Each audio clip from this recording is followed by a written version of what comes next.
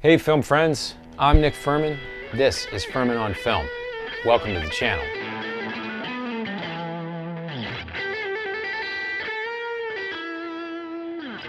Look, this isn't Netflix Bodies, but we are time traveling to a snowy New England town in 1970 where an all-boys prep school is dismissing for the Christmas holiday. Everyone is taken off, except for a small group of boys who are held over, aka have got nowhere else to deck the halls, and a cranky Paul Giamatti who's stuck taking care of them. Everything seems bitter and cold until that fiery pedagogue, a damaged but brilliant young troublemaker, and a grieving head cook all forge a powerful bond over the holidays. This is the Holdovers.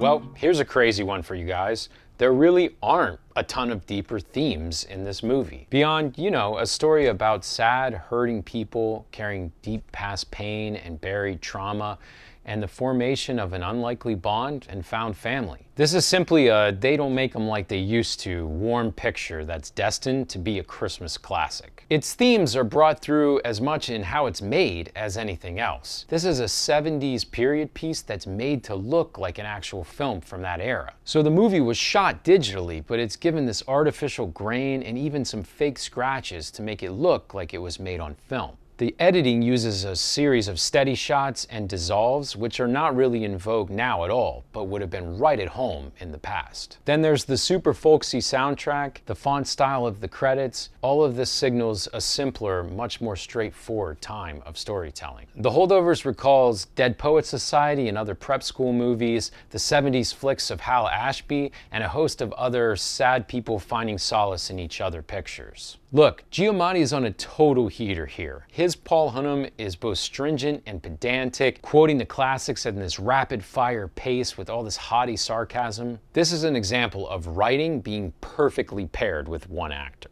In effect, he's a Scrooge, only you've never seen one with strabismus and trimethylaminorrhea. Yeah, look those two up. Giamatti brings this solid screenplay to life, but the real revelation may be the discovery of Dominic Sessa. Cast on a whim after a series of auditions at the actual school where this film was shot, Sessa proves to be one heck of a sparring partner for Paul. He stands his ground in every scene and somehow manages to be the perfect balance of endearing and completely annoying. And divine Joy Randolph is a shoo-in for a Best Supporting Actress nom, as she's the one who's carrying the real weight of grief and loss here. The point is the Holdovers strongly hits emotional beats in a slice-of-life way, where tragedy and comedy walk hand in hand.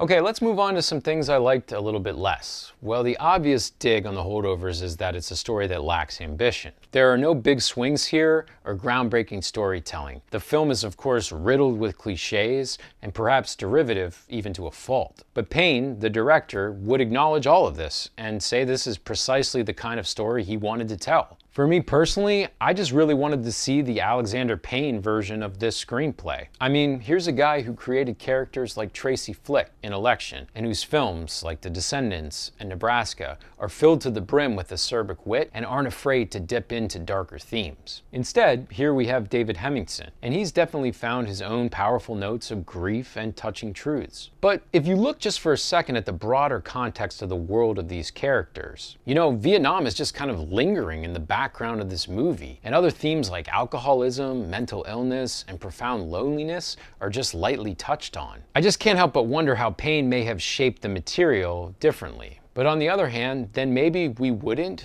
get the holiday warmth and the feel-good movie magic. Some of our favorite movies involve characters discovering new beginnings after feeling seemingly stuck. Sometimes we long for the nostalgia of simpler, earlier days when movies withheld all of the yucky stuff. But it can be hard for us to escape nowadays that life just isn't so neat. So, what do we conclude?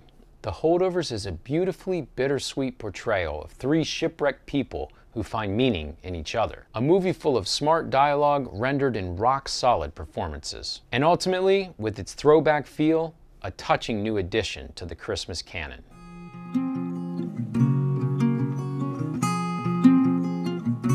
Well, there you have it. The only thing left to discuss is our rating for this picture. FOF gives the Holdovers 4 out of 5 stars. If you enjoyed this review, please let us know by giving us a thumbs up and subscribing to the channel. Also, don't forget to check out FurmanOnFilm.com for even more movie content. Thanks for watching. I'm Nick Furman. This is Furman on Film. Stay firm, my friends.